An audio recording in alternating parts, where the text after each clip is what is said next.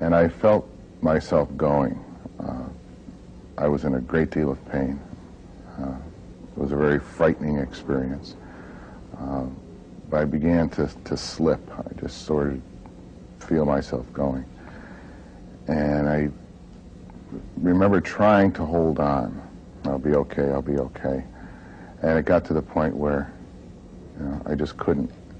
And everything began to just become very quiet. And I can remember with every ounce of strength I had, I wanted to say goodbye to my wife. It was important to me. And I did. I remember just turning my head, looking at her and saying, I'm going to die. Goodbye, Joan. And I did.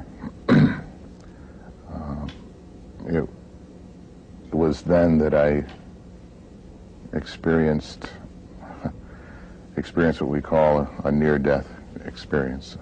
For me, there was nothing near about it. It was there. It was a total immersion in light, brightness, warmth, peace, security. I did not have an out-of-body experience. I did not see my body or anyone about me.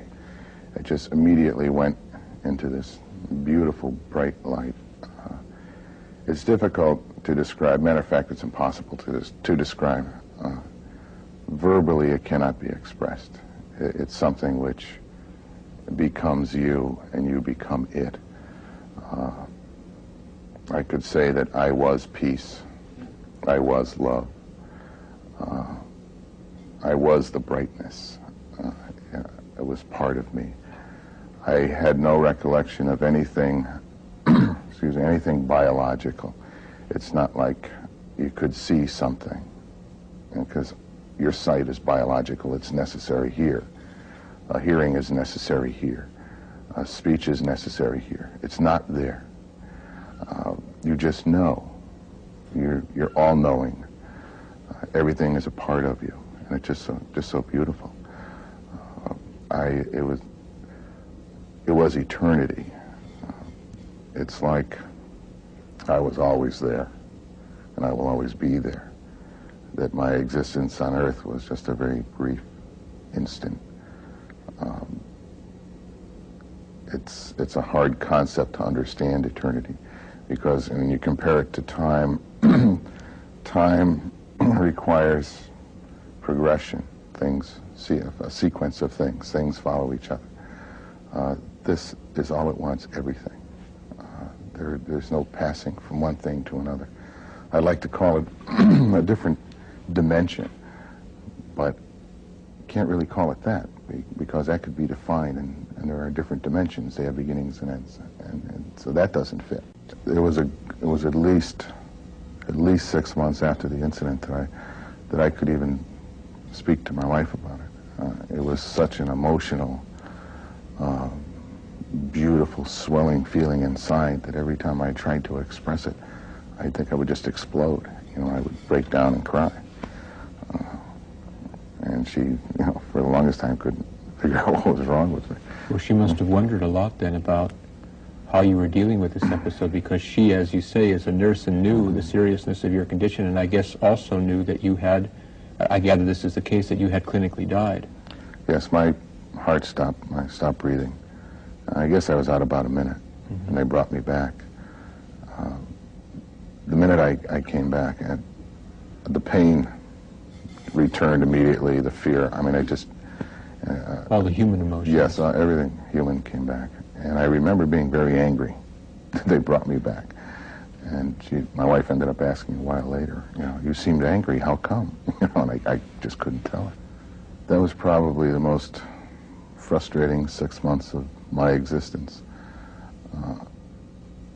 After experiencing perfection and something so beautiful, I wanted to hold on to it. Didn't want to let it go. And it wasn't easy.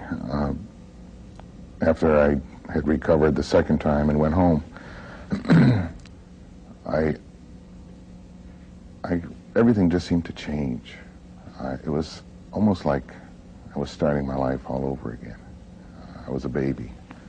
I hadn't made the mistakes that I had made in my life, and things weren't messed up or whatever. And I can recall, in my attempt to hold on to this feeling and to hold on to this peace, I began to bump into earthly things, you know, that of course aren't going to escape from you. You know, they're there. My first frustrating experience was with the television. I couldn't watch television. There would be a excuse me, a commercial, a cosmetic commercial. I couldn't. I'd have to turn it off because it was something false. It was unnecessary. It was fake. It just didn't belong. You know, it's insignificant. Any type of violence, if there was even a Western, an old Western movie, I'd have to turn it off because to me that was total ignorance. There was just no reason on earth to show people killing people. You know. That was frustrating, especially when the family's sitting down trying to watch television and Dad gets up and turns it off all the time. You know. So I finally just learned to go to my room. It got to the point where I had a great deal of time readjusting. And it was at that time, I have a very, very close friend who was a priest, we call him Father Bob, who sat down with me a few times and very understanding. He was a man that I know did not experience what I did, but he seemed to know. He knew what I was talking about. Very understanding. Perhaps the most important thing he did for me was to help me to readjust, to accept life, to understand that you are living, that, you know, that is there, it will come again, and that there is much more here, and that I was here for a reason. And it did help, you know. I'm back to watching television. I even like the boxing matches. You know, come a long way. I can stand the commercials too. Right. So I'm going to play you one last video before I end, and this is a man who I think, in his NDE, has got furthest. He has, he says, experienced what the universe is and what our role in it is. Now, you may all think that, okay, well, what sort of guy was he? Well, I'll tell you exactly what sort of person he was. He was an air traffic controller. And the sort of man he was that he was at Manchester Airport in England, in the UK, and there was fog at Heathrow. And so what they do when there's fog at Heathrow, they put planes into a holding pattern, and then when the planes are getting low on fuel, they take them out and send them to an airport where they can land. Well, this was the time when Concorde was flying. The first plane to call in was an ordinary passenger plane, so he immediately gave it priority to land. Then another passenger plane called in, so he had to get that one in and gave that one second priority. And then the Comet called in. The Comet, remember, was the first jet airliner, called in and said they were in a terrible situation. Unless they could get an immediate landing, they would run out of fuel. And so he now had 3 planes in an emergency on the approach to Manchester Airport. He got them all down safely. So that's the sort of guy he is. Now, in this video clip, because his experience is so deep, he gets very emotional. You'll actually see him crying on the video clip. And he has a very clear idea of what the universe is. He says that when you merge with the universe, it is universal consciousness. He also says that you never die. So this is his account. So we never die. Pouring into me now, I had absolutely no doubt, nor do I have any doubt now. It is impossible to die.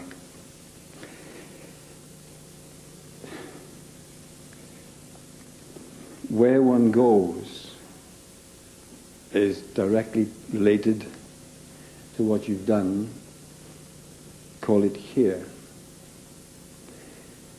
And when you die, and if you go through the process that I went through, you will get what you deserve. I think I was very fortunate to get as far as I did. And I realize there's no guarantee that I'll get there again. It depends on what I do with the rest of my life, right up to the moment of death. In my opinion, because I don't want to offend people's beliefs or upset anyone, it is as simple as that. You cannot die, and you will get exactly and precisely what you deserve. You can live forever. I've called it a game in the past. It's a game of consequence. It's, in a sense, remorseless. But nobody judges you. You judge yourself. You cannot lie. You cannot cheat. Not there you can't. You just cannot. You're faced with it. And there it is.